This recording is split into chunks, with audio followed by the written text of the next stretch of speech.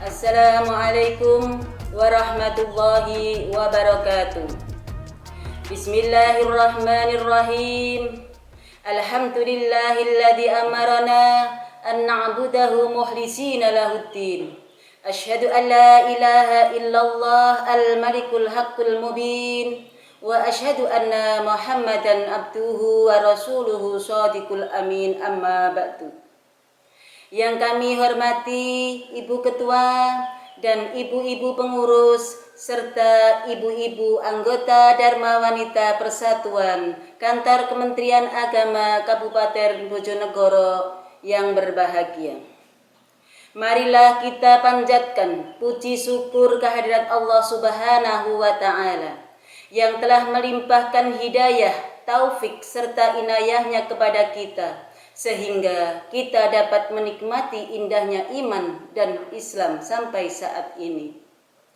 Salawat serta salam semoga selalu dilimpahkan kepada junjungan kita Nabi besar Muhammad sallallahu alaihi wasallam yang senantiasa kita harapkan syafaatnya di hari kiamat.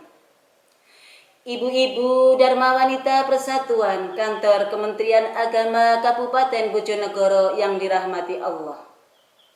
Saat ini kita sudah di penghujung bulan suci Ramadan tahun 1446 Hijriah. Marilah kita mengagungkan bulan suci Ramadan dengan menjalankan semua perintah Allah dan menjauhi larangannya dengan penuh keikhlasan agar amal ibadah kita diterima oleh Allah Subhanahu wa Ta'ala. Ibu-ibu Dharma Wanita Persatuan Kantor Kementerian Agama Kabupaten Bojonegoro yang dirahmati Allah. Dalam rangka menggapai ridha Allah Subhanahu wa Ta'ala, perlu kita menjaga hati agar tetap ikhlas beribadah kepadanya. Di antaranya yang pertama, dengan cara berdoa.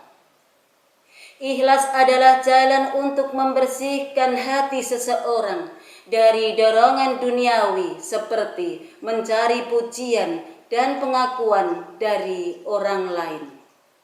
Ikhlas membuat ibadah kita benar-benar menjadi bentuk ketaatan kita kepada Allah Subhanahu wa Ta'ala. Namun, ikhlas membutuhkan perjuangan dan pertolongan dari Allah Subhanahu wa Ta'ala. Karena itu, setiap muslim dianjurkan untuk berdoa agar diberikan hati yang ikhlas dalam setiap amal dan ibadahnya. Dan hanya dengan pertolongannya kita akan mampu menjaga keikhlasan dalam diri kita. Allah berfirman dalam surat Al-Mu'min ayat 60.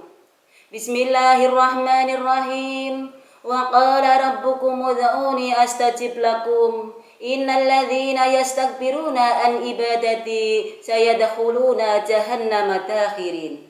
Dan Tuhanmu berfirman, berdoalah kepadaku, niscaya akan kuperkenankan bagimu. Dan sesungguhnya orang-orang yang sombong yang tidak mau menyembahku akan masuk ke dalam neraka jahanam dalam keadaan hina dina.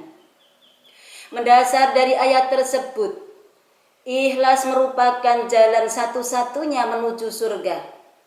Tanpa keikhlasan, amal ibadah kita tidak akan diterima oleh Allah Subhanahu wa Ta'ala. Dan tanpanya kita akan terjerumus ke dalam neraka. Maka berdoalah dan mengevaluasi diri baik sebelum, ketika, dan setelah beramal agar kita terjaga dari sifat ikhlas. Imam Al-Ghazali mengatakan bahwa semua manusia akan rugi kecuali orang yang berilmu.